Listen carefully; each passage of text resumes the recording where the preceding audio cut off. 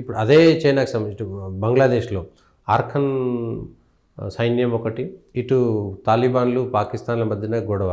భారతదేశం కావాలని అంటే ఈ బంగ్లాదేశ్ పాకిస్తాన్ కలవకుండా ఇద్దరిని ఎంగేజ్ చేసింది అనేటువంటి ఒక చర్చ జరుగుతుంది. రెండు ఏకకాలంలో సాగడం కూడా కొంత ఆ చర్చకు తావిస్తుంది. నిజమంటారు? ఇప్పుడు రెండు డిఫరెంట్ ఇన్సిడెంట్స్. ఇవి రెండు ఇప్పుడు ఏకకాలంలో జరగడం అనేది కో ఇన్సిడెంట్స్. అర్కాన్ ఆర్మీ అనేది 1960లో పెట్టిన సంస్థ. అప్పటి నుంచి అది దాని స్వాతంత్రం కోసం పోరాడుతోంది. అక్కడ ఉన్న బుద్ధిస్టుల హక్కుల కోసం పోరాడుతోంది. ఎవరైతే ముస్లిం రోహింగ్యాలు ఉన్నారో వాళ్ళ అరాచకాలకు వ్యతిరేకంగా పోరాడుతోంది. మొట్టమొదట అది చైనా మద్దతుతో కొంత నిలదొక్కున్న, ఆ తర్వాత భారతదేశంతో అర్కాన్ ఆర్మీకి KIA అనబడే ఇంకొక సంస్థకి సన్నిహిత సంబంధాలు ఏర్పడ్డాయి. అవి భారతదేశం యొక్క గైడెన్స్తో పనిచేస్తున్న సంస్థలు. భారత్కి వాటికి సన్నిహిత సంబంధాలు ఉన్నాయి అనేది అటు మయన్మార్ ప్రభుత్వానికి తెలుసు, అందరికీ తెలుసు, చైనా కూడా తెలుసు. సో ఈ మొత్తం వ్యవహారంలో ఈ రెండు సంస్థలు ఈరోజు భారతదేశానికి సన్నిహితంగా ఉన్నాయి. భారత్ చెప్తే వినే పరిస్థితులు ఉన్నాయి. ఈరోజు బంగ్లాదేశ్లో ఏర్పడిన ఏదైతే తీవ్రవాదకు దానికి సంబంధించిన అతివాదపు పోకళ్ళు ఏవైతే ఉన్నాయో, ఆ అతివాదపు పోకడలు అనేవి రోహింగ్యాలతో జత అయ్యి, ఇప్పుడు బంగ్లాదేశ్లో జమాతే ఇస్లామీ ఉంది. అది జమాతే ఇస్లామీ కేవలం బంగ్లాదేశ్కి పరిమితం అవుతుందా అంటే ఎవరు నమ్మరు. అది రేపు భారతదేశం మీద గురి పెడుతుంది, ఇటు రోహింగ్యాలను అడ్డం పెట్టుకుని బర్మా మీద గురి పెడుతుంది. కాబట్టి అక్కడున్న ఈ అర్కాన్ ఆర్మీ, మయన్మార్ సైన్యం, ఇవన్నీ భారతదేశం ఇవన్నీ లోపాయికారిగా ఈ రోహింగ్యాలు మళ్ళా వచ్చి అక్కడ ఇబ్బందులు క్రియేట్ చేయకుండా ముందు జాగ్రత్త చర్యలు తీసుకొని ఆ బంగ్లాదేశ్ సరిహద్దుని మయన్మార్ ఆర్మీ ఒకసారిగా విత్డ్రా అయ్యి, అది ఫోర్సిబుల్ విత్డ్రా అని వీళ్ళన్నా కూడా ఒక ఆర్మీ పూర్తిగా ఒక 250 కిలోమీటర్ల సరిహద్దుని వదిలేసి వెళ్ళిపోయి వీళ్ళకి ఇచ్చింది అని అంటే అంతా ఒక రకమైన అవగాహనతో జరిగిందనే చెప్పాలి. ఇప్పుడు రోహింగ్యాలని దృష్టిలో పెట్టుకొని బర్మా తన జాగ్రత్తలు తను తీసుకుంది. ఆ జాగ్రత్తలు ఏ సంస్థలకైతే తీసుకోమని అప్పచెప్పిందో ఆ సంస్థలకి రోహింగ్యాలకు పడదు, ఆ సంస్థలకి భారతదేశానికి సన్నిహిత సంబంధాలు. ఈ సన్నిహిత సంబంధాలు ఇప్పుడు ఏర్పడినవి కాదు, 1970లో ఏర్పడినవి. ఇక్కడ జమాతే ఇస్లామీ కానీ వీళ్ళందరూ అనుకునింది ఏంటంటే, మనం ఇక్కడి నుంచి మరో తీవ్రవాద జిహాదీ ఈ మూకల్ని తయారు చేసి అటు బర్మాలోనూ మనం ఇది చేస్తాము, ఇటు భారతదేశంలోనూ ఇది చేస్తాం అనుకునేసరికి భారత్ బర్మాలు అక్కడ ఉన్న ఈ అర్కాన్ ఆర్మీలు కలిసి ఒక్కసారిగా అక్కడ సరిహద్దుల్లో వచ్చి కూర్చున్నాయి. వాళ్ళకి ప్రధాన శత్రువు ఎవరు? రోహింగ్యా. ఇప్పుడు వాళ్ళు రోహింగ్యాలు అంతకుముందు ఏంది, ఈ బర్మా భారతదేశం అదే మయన్మార్ బంగ్లాదేశ్ మధ్యలో సరిహద్దు ఏదైతే ఉందో చిట్టగాంగ్ కాక్స్ బజార్ ప్రాంతంలో అది ఒక నది ఈ రెండింటినీ విడదీస్తుంది. ఆ నదికి అటు ఇటు ఈ రోహింగ్యాలు వెళ్తూ వస్తూ ఉండేవాళ్ళు. ఇప్పుడు ఒక్కసారిగా అక్కడ బలోపేతం చేసేసరికి రోహింగ్యాలకి పూర్తిగా మయన్మార్తో సంబంధాలు. ఎవరైతే రోహింగ్యాలు బంగ్లాదేశ్ నుంచి ఆపరేట్ చేస్తున్నారో కాక్స్ బజార్ అనే ప్రాంతంలో రోహింగ్యాలకు సంబంధించిన 7 తీవ్రవాద సంస్థలు ఉన్నాయి, పెద్ద పెద్దవి. రోహింగ్యన్ ఆర్మీ, రోహింగ్యన్ సాల్వేషన్ ఆర్మీ, ఇట్లా రకరకాల పేర్లతో ఈ 7 ఈరోజు ఆపరేట్ చేయలేని పరిస్థితి. రెండవది, అవతల వైపు ఎవరైతే సరిహద్దుల్లో అర్కాన్ ఆర్మీ కూర్చుందో వాళ్ళు ఈరోజు ఈ ఒకటి రాకపోకల్ని అడ్డం కొట్టేశారు. రెండోది, ఎవరైతే కీలకమైన రోహింగ్యా నేతలు ఉన్నారో వాళ్ళని ఏరివేసే ప్రయత్నాలు మొదలుపెట్టారు. ఎందుకంటే అర్కాన్ ఆర్మీ ఫైట్ చేస్తున్నది రోహింగ్యా తీవ్రవాదులతో. ఆ గందరగోళంలో ఈరోజు లక్షలాది మంది రోహింగ్యాలు ఒక్కసారిగా, ఎందుకంటే భారత్ మద్దతు ఉంది, మయన్మార్ ఆర్మీ మద్దతు కూడా ఉందనేది ఇక్కడ అర్థమయ్యే విషయం. ఇంత గట్టిగా నిలబడేసరికి రోహింగ్యాల్లో గందరగోళం. ఇక్కడ ఉంటే మనం బతుకుతామా లేదా, చనిపోతామా ఉంటామా, ఈ వదంతులు ఇవన్నీ పుట్టడం కారణంగా ఆ రోహింగ్యాలు బంగ్లాదేశ్లోకి, అంటే చిట్టగాంగ్ ప్రాంతం నుంచి మెయిన్ బంగ్లాదేశ్లోకి చొచ్చుకొచ్చే ప్రయత్నం చేస్తున్నారు. అది ఒక రకంగా బంగ్లాదేశ్ రాజకీయ నేతలకి, బంగ్లాదేశ్ ఆర్మీకి ఇష్టం లేదు. ఎందుకంటే రోహింగ్యాలని కంట్రోల్ చేయడం అనేది చాలా ఇబ్బందికరమైన పరిణామం. అది బంగ్లాదేశ్ ఆర్మీకి కూడా తెలుసు. అట్లాంటి ముస్లిం కంట్రీ కూడా భయపడుతోంది. బంగ్లాదేశ్ ఆర్మీ మహమ్మద్ యూనస్కి, అంటే ఇంటెలిజెన్స్ నెట్వర్క్స్ నుంచి మనకి తెలుస్తున్న దీని ప్రకారం బంగ్లాదేశ్ ఆర్మీ చాలా స్పష్టంగా మహమ్మద్ యూనస్కు విషయాన్ని తెలియజేసింది. వీళ్ళు ఇటు వస్తే నువ్వు చాలా ఇబ్బందుల్లో పడతావు, వీళ్ళని రానియొద్దు, అందుకు నువ్వు గట్టిగా కట్టుబడి ఉండాలని స్పష్టం చేశారు. స్పష్టం చేసి ఏదైతే బంగ్లాదేశ్ చికెన్ నెక్ అని భావిస్తారో 6 కిలోమీటర్ల ప్రాంతం త్రిపుర సరిహద్దుకి, అక్కడ బంగ్లాదేశ్ ఆర్మీ గట్టి నిఘా ఏర్పాటు చేసింది. రోహింగ్యాలు లోపలికి, బంగ్లాదేశ్ లోపలికి రాకుండా. ఇక్కడేమో రోహింగ్యాలు నది దాటకుండా అర్కాన్ ఆర్మీ నిలబడింది, ఇటు బంగ్లాదేశ్లోకి రాకుండా బంగ్లాదేశ్ ఆర్మీ నిలబడింది. ఏ బంగ్లాదేశ్ ఆర్మీ ప్రభుత్వం ఈ రోజు వరకు రోహింగ్యాలకు కొంత మద్దతిస్తూ వచ్చిందో, ఏ జిహాదీ మూకలు వీళ్ళకి మద్దతిస్తూ వచ్చారో వాళ్ళు ఈ రోజు రోహింగ్యాలకి మద్దతు ఇచ్చే పరిస్థితి లేకుండా పోయింది. దీంతో రోహింగ్యాలు చక్రబంధంలో ఇరకపెట్టేశారు. ఇది యాక్చువల్గా మహమ్మద్ యూనుస్ నేతృత్వంలో ఉన్న సోకాల్డ్ పొలిటికల్ సిస్టమ్ ఏదైతే ఉందో అది ఊహించలేకపోయింది. ఎందుకంటే ఈ అర్కాన్ ఆర్మీ కానీ కేఐఎల్తో భారత్కి ఉన్న సన్నిహిత సంబంధాలను అంచనా వేయడంలో మహమ్మద్ యూనుస్ నేతృత్వంలోని వ్యవస్థలు పూర్తిగా విఫలమయ్యాయి. ఒకవేళ రోహింగ్యాలు అక్కడి నుంచి తప్పించుకొని నార్త్ ఈస్ట్లోకి వచ్చే ప్రయత్నం చేస్తారు అనంటే భారతదేశం గట్టి వార్నింగ్ ఇచ్చింది. 10 నిమిషాల్లో నీ చికెన్ నెక్ని మేము ఆక్యుపై చేసి కూర్చుంటాం, తర్వాత నీ ఇష్టం. ఎప్పుడైతే భారత్ గట్టిగా వార్నింగ్ ఇచ్చిందో ఆ చికెన్ నెక్లో బంగ్లాదేశ్ ఆర్మీ కూర్చుంది. ఎందుకంటే అక్కడ బంగ్లాదేశ్ ఆర్మీ కూడా కూర్చోకపోతే భారతదేశం 2 నిమిషాల్లో వచ్చి కూర్చుంటుంది. భారతదేశం కూర్చోకపోతే అర్కాన్ ఆర్మీ వచ్చి కూర్చుంటుంది. 2 వైపులా సో ఈ వ్యూహం ఏదైతే భారతదేశం పన్నిందో, భారతదేశం ప్రపంచానికే కాదు, బంగ్లాదేశ్కే కాదు, ఈ సోకాల్డ్ డీప్ స్టేట్ ప్లేయర్లందరికీ ఒక గట్టి మెసేజ్ ఇచ్చింది. మీరు ఆడితే మేము ఆడడానికి సిద్ధం, మేము పాత భారతదేశం కాదు, సరికొత్త భారతదేశం అని.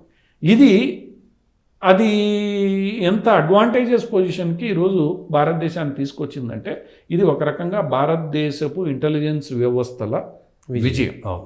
ఇది బంగ్లాదేశ్ని కొంత ఇబ్బంది పెట్టే ప్రయత్నం చేసి బంగ్లాదేశ్ని అక్కడ బిజీ చేస్తున్నారు. రెండోది ఏదైతే మనం తాలిబాన్ల అంశం ఎత్తుకున్నామో, తాలిబాన్ల అంశం ఈ రోజుది కాదు. తాలిబాన్లు అధికారంలోకి వచ్చిన తర్వాత నుండి పాకిస్తాన్కు 2 ఇబ్బందులు వచ్చి పడ్డాయి. ఒకటి, అక్కడ తాలిబాన్లు అధికారాన్ని చేజెక్కించుకోవడం వల్ల పాకిస్తాన్లో ఉన్న తెహ్రీకే ఏదైతే తాలిబాన్ ఆ తాలిబాన్కు కూడా ధైర్యం వచ్చింది. అరే అక్కడ మన సోదరులు అధికారాన్ని చేజెక్కించుకున్నారు, నేను ఇక్కడ ఎందుకు చేజెక్కించుకోకూడదు అని చెప్పి వాళ్ళు గట్టిగా పాకిస్తాన్కి వ్యతిరేకంగా ఫైట్ చేయడం, తెహ్రీకే తాలిబాన్ ఏదైతే ఉందో అది గట్టిగా ఫైట్ చేయడం మొదలుపెట్టారు. ముఖ్యంగా పస్తూన్ డామినేటెడ్ ఏరియాస్ ఏవైతే ఉన్నాయో, ఆఫ్ఘనిస్తాన్కి సరిహద్దులు కానుకొని పాకిస్తాన్ ఆఫ్ఘనిస్తాన్ సరిహద్దుల్లో అక్కడ ఈ తాలిబాన్లు యాక్టివ్గా పనిచేయడం మొదలుపెట్టారు. వాళ్ళ డిమాండ్ ఏంటంటే, ఈరోజు మేము అక్కడ ఆఫ్ఘనిస్తాన్లో సాధించిన విజయంగా బ్రిటిషర్లు ఆ రోజు ఏదైతే అక్కడున్న పస్తూన్లని సంప్రదించకుండా పాకిస్తాన్ ఆఫ్ఘనిస్తాన్ మధ్య బోర్డర్ డ్యూరాండో లైన్ అనేటారో దాన్ని గీశారో దాన్ని మేము అంగీకరించము. ఆ రోజు మా సమ్మతితో ఈ సరిహద్దు గీయబడలేదు, ఈ సరిహద్దుని మేము అంగీకరించము. ఏదైతే పస్తూన్ డామినేటెడ్ ఏరియాస్ పాకిస్తాన్లో ఉన్నాయో వాటిని ఆఫ్ఘనిస్తాన్లో కలపాలి అన్న డిమాండ్. అది జరిగితే నేరుగా ఆఫ్ఘనిస్తాన్కు భారత్కి బోర్డర్ వస్తుంది అన్న డిమాండ్ వాళ్ళు గట్టిగా పెట్టడం మొదలుపెట్టారు. దాన్ని పాకిస్తాన్ సైన్యం అణిచివేసే ప్రయత్నం చేయాల్సి చేస్తోంది. భారతదేశానికి వ్యతిరేకంగా మేమేదో చేయాలని పాకిస్తాన్ చూస్తూ, ఆఫ్ఘనిస్తాన్ ల్యాండ్ లాక్డ్ కంట్రీ, దానికి ఏది కావాలన్నా పాకిస్తాన్ ద్వారానే వెళ్ళాలి అన్న ఒక చిన్న అహంకారంతో పాకిస్తాన్ ఏం చేసిందంటే, నీకు కావాల్సిన గోధుమలు కానీ పెట్రోల్ కానీ అన్నీ మా దేశం నుండి, కానీ దానికి నువ్వు డబ్బులు చెల్లించాలి పాకిస్తాన్ డిమాండ్ చేసింది. పాకిస్తాన్ ఏ స్థాయిలో డిమాండ్ చేసిందంటే, దాన్ని చెల్లించలేని పరిస్థితుల్లో ఆఫ్ఘనిస్తాన్ చిన్న రూపాయి కూడా చెల్లించలేని పరిస్థితుల్లో. సో తాలిబాన్లు పాకిస్తాన్ ఏదో సహాయం చేస్తోంది, భారత్ నుంచి వచ్చే సరుకులు మేము ఇక్కడి నుంచి తెచ్చుకోగలుగుతామన్న కొంత సంతోషం ఏదైతే వాళ్ళకి నమ్మకం ఉండిందో, ఈ పాకిస్తాన్ వైఖరితో ఆ నమ్మకం పోయింది. అదే సందర్భంలో భారతదేశం ఆడిన ఇంకొక స్ట్రాటజిక్ గేమ్ ఏంటంటే, తన చేతిలో ఉన్న ఇరాన్ని ఉపయోగించుకొని చాబార్ పోర్ట్ని తన స్వాధీనంలోకి తెచ్చుకొని చాబార్ పోర్ట్ నుండి ఆఫ్ఘనిస్తాన్కు మార్గాన్ని తీసుకుని సరుకులన్నింటినీ పంపించడం మాది. ఎక్కడైతే నువ్వు అహంకారంతో ప్రవర్తించావో ఆ అహంకారానికి తాలిబాన్లకి ఆల్టర్నేటివ్ దొరికింది. కొంచెం దూరం పెరిగింది తప్ప ఆల్టర్నేటివ్ దొరికింది. దూరం పెరిగినా తక్కువ ఖర్చుతో వెళ్ళిపోతుంది, ఎవరిని అడగాల్సిన పని లేదు. దాంతో తాలిబాన్లకు ఒక్కసారిగా పాకిస్తాన్ అవసరం మనకి లేదు. ఇప్పుడు మనం పాకిస్తాన్లో ఉన్న పస్తూన్ భూభాగాన్ని స్వాధీనం చేసుకోవాలి.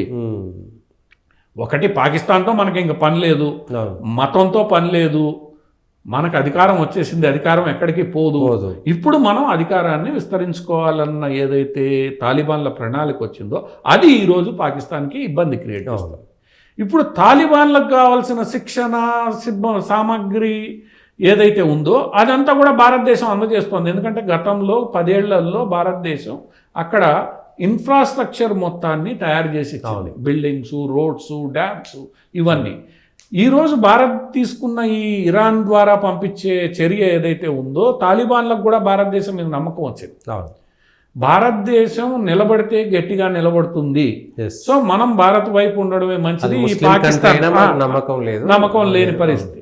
దాంతో ఒక్కసారిగా వాళ్ళు ఇప్పుడు పాకిస్తాన్ మీద యుద్ధం చేస్తున్నారు. దాంతో పాకిస్తాన్కి ఇప్పుడు వచ్చిన ఇబ్బంది ఏంటి? ఒకటి, ఏదైతే చైనాతో కలిపి వాళ్ళు గదర్ పోర్ట్ అది వజీరిస్తాన్, ఈ నార్త్ ఫ్రాంటియర్, ఇదంతా కూడా అక్కడ ఒక పోరాటం జరుగుతోంది బెలూచిస్తాన్లో. ఇక్కడేమో పస్తూన్లతో పోరాటాలు జరుగుతున్నాయి. వీటిల్ని అణిచివేయడానికి ఈరోజు పాకిస్తాన్ ఆర్మీ యుద్ధం చేస్తోంది. ఇంకోవైపు ఇమ్రాన్ ఖాన్ బల్లంలా కూర్చో ఉన్నాడు, సైన్యాన్ని రోజు తిడుతున్నాడు ఇమ్రాన్ ఖాన్. దాంతో ఇప్పటిదాకా అక్కడ ఏకఛత్రాధిపత్యంగా అధికారాన్ని చలాయిస్తూ వచ్చిన పాకిస్తాన్ ఆర్మీకి ఇప్పుడు 3 వైపులా దాడి మొదలైంది. ఇటువైపు భారత్ సరిహద్దుల్లో సందర్భం దొరికినప్పుడల్లా లోపలికి వెళ్ళి బాధ వస్తోంది, సర్జికల్ స్ట్రైక్స్ పేరుతో, వైమానిక దాడుల పేరుతో. రెండోది, ఇరాన్ వైపు నుంచి సహకారం రావట్లేదు. సౌదీ అరేబియా, ఖతారు లేదా కువైట్ లాంటి దేశాల నుంచి వచ్చే సహకారం ఈరోజు రావట్లేదు. ఇంకోవైపు మన మిత్రులు అనుకున్న తాలిబాన్లు ఈరోజు ఎదురు తిరిగి యుద్ధానికి దిగారు. నిన్న మొన్న పాకిస్తాన్ లో ఒక ఉగ్రవాది చనిపోయాడు. చైనా మద్దతుతో నేనేదో గదార్ పోటు కడతా, సీపెక్ కట్టుకుంటా అన్న చోట వజీరిస్తాన్, అదే బెలూచిస్తాన్లో ఇక్కడ యుద్ధాలు నడుస్తున్నాయి. దీంతో పాకిస్తాన్కి ఏం చేయాలో అర్థం కాని పరిస్థితి. పాకిస్తాన్ కాశ్మీర్ లో ఉన్నటువంటి వాళ్ళు మాకు స్వేచ్ఛ క్రియేట్ అయిపోయింది. ఇది ఈ రోజు పాకిస్తాన్ని గందరగోళంలోకి నెడుతోంది. ఇవన్నీ కూడా ఏవైతే జరుగుతున్నాయో అక్కడ ఉన్న జియో పొలిటికల్ సిచ్యువేషన్స్ని ఈ నాయకులు, అటు యూనస్ కావచ్చు, ఇటు పాకిస్తాన్లో ఇప్పుడు అధికారంలో ఉన్న షరీఫ్ కుటుంబం కానీ, బెనజీర్ భుట్టో కుటుంబాలు, ఇవి రెండు కలిసి అక్కడ ప్రభుత్వాన్ని నడుపుతున్నాయి. ఇప్పుడు ఇవి అంచనా వేయడంలో వైఫల్యం చెందాయి అనేది స్పష్టం. కానీ భారత్ ఇంటెలిజెన్స్ సంస్థలు ఏవైతే ఉన్నాయో ఈ మొత్తం వ్యవహారాన్ని ముందే పసిగట్టే, తదనుగుణంగా వాళ్ళు చేయాల్సిన పనులు గత 10-15 ఏళ్లలో చేసుకుని వస్తున్నారు. వాళ్ళకి రాజకీయంగా పొలిటికల్ సపోర్ట్ ప్రైమ్ మినిస్టరు ఈ గవర్నమెంట్ రూపంలో దొరుకుతోంది, గట్టిగా పనిచేస్తున్నారు.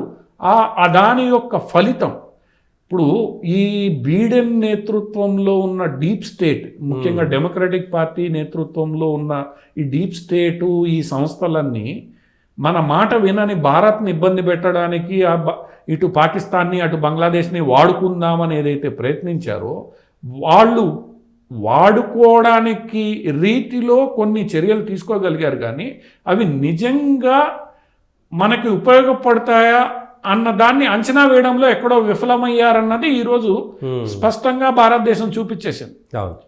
పాకిస్తాన్ గందరగోళంలో ఉంది, బంగ్లాదేశ్ గందరగోళంలో పడిపోయింది. ఈ రెండూ కూడా ఈరోజు పరిస్థితి ఏంటంటే చిప్ప చేతిలో పెట్టుకొని రోడ్డు మీద పడి అడుక్కునే పరిస్థితి. అంతే. పాకిస్తాను బియ్యం కావాలి, గోధుమలు కావాలి, పరిశ్రమలు లేవు. ఈరోజు బంగ్లాదేశ్లో ఉన్న టెక్స్టైల్ పరిశ్రమలు మూత పెట్టుకున్నారు. భారత్ నుంచి నేను దిగుమతి చేసుకోను అని అంటున్నావు, ఇంకోటి చేస్తున్నావు, ఆఖరికి కరెంటు నీకు రావట్లేదు. త్రిపుర గవర్నమెంట్ కూడా కరెంట్ ఇవ్వనని చెప్పేసింది. బియ్యం కూడా ఇద్దరు ఈరోజు చిప్ప చేతుల్లో పట్టుకొని రోడ్డు మీదకి వచ్చే పరిస్థితి. అంటే ఇక్కడ ఈ బీడెన్ నేతృత్వంలో ఉన్న నెట్వర్క్ ఏదైతే ఉందో, రష్యా విషయంలో భారత్ మన మాట వినలేదన్న కోపంతో ఏదైతే వీళ్ళు చేశారో, ఆ కోపంతో చేసేటప్పుడు వీళ్ళు అన్నింటినీ పూర్తి స్థాయిలో అనలైజ్ చేసుకోలేదు. ఇంకా వీళ్ళ దురదృష్టం చివరికి కూడా తక్కువ అంచనా చివరికి ఏమైంది, బీడెనే ఓడిపోయాడు, ట్రంప్ వస్తున్నాడు. ట్రంప్కి ఈ గొడవలన్నీ పట్టవు. అవును. ఎక్కువ మాట్లాడితే నాకు అమెరికాకి ఈ గొడవలకి సంబంధం లేదంటాడు ఆయన. అంతే ఒక్కసారిగా వీళ్ళందరినీ నడి సముద్రంలో వదిలేస్తాడు. అటువంటి పరిస్థితుల్లో అంటే వాళ్ళకి కాలము కలిసి రాలేదు. అవును. భారతదేశపు సెక్యూరిటీ ఆపరేటర్స్ ఏదైతే ఉందో, అది గూఢాచార వ్యవస్థనండి, భద్రతా వ్యవస్థనండి, అది ఒక సుదీర్ఘమైన లక్ష్యంతో చాలా జాగ్రత్తగా పనిచేసుకుని రావడం, దాని యొక్క ఫలాలు ఈరోజు భారతదేశానికి ఇంత గందరగోళం మధ్యలో కూడా అందుతున్నాయి. అవి మనకి అందేలా వాటిని ఆ భద్రతా సంస్థల్ని ప్రోత్సహించే పొలిటికల్ లీడర్షిప్. అవును. ఇప్పుడు ఇందిరాగాంధీ తర్వాత ఆ స్థాయిలో ఇంటెలిజెన్స్ ఆర్గనైజేషన్స్కి కానీ, డిఫెన్స్ ఆర్గనైజేషన్స్కి, ఈ సెక్యూరిటీ ఆర్గనైజేషన్స్కి మద్దతు ఈరోజు దొరుకుతుంది. దాంతో వాళ్ళు ఇంకాస్త గట్టిగా పనిచేస్తారు. ఆ గట్టిగా పనిచేసే దాని యొక్క రిజల్ట్ ఈరోజు ఒక వ్యూహం ప్రకారం ఒక దేశం పనిచేస్తే ఎంత పాజిటివ్ రిజల్ట్స్ వస్తాయి అనేది ఈ రోజున్న పరిస్థితులు మనకి రేపు 2025 ఫస్ట్ 2-3 నెలలు 4-5 నెలలు గడిచే కొంది ఇప్పుడు ఏవైతే మనం కొంత పాజిటివ్ రిజల్ట్ వచ్చే అవకాశం ఉందని చూస్తున్నాం, వాటి ఫలితాలు ఇంకా బ్రహ్మాండంగా మనకు అందబోతున్నాయి. పాకిస్తాన్ ఇబ్బందుల్లో పడబోతోంది, ఇటు బంగ్లాదేశ్ ఇబ్బందుల్లో పడబోతోంది, ఈ మొత్తం ఇబ్బందిని అడ్డం పెట్టుకుని ఆడాలనుకున్న చైనా, అమెరికాలు ఇబ్బందుల్లో పడబోతున్నాయి. చివరికి ఈరోజు యూరోపియన్ యూనియన్ ఏమంటోంది, యూరోపియన్ యూనియన్ భారతదేశం అంటే వాడు చమురు కొనుక్కుంటే పర్లేదు కానీ భారత్ కొనకూడదు కొంటుంది కాబట్టి మేము శాంక్షన్లు పెడతాం. వినే వాళ్ళు లేరు. భారతదేశం ఈరోజు వినడానికి సిద్ధంగా లేదు. మీరు చేస్తున్న ఏదో పనులు మీరు భరించుకోండి. భారతదేశం ఏదైతే స్టాండ్ తీసుకుందో ఈ మొత్తం వ్యవహారంలో, అమెరికా, యూరోపియన్ యూనియన్లు చేస్తున్న తప్పులకి మేము బాధ్యత వహించాం. అవి మీ రాజకీయాలు మీరు చూసుకోండి.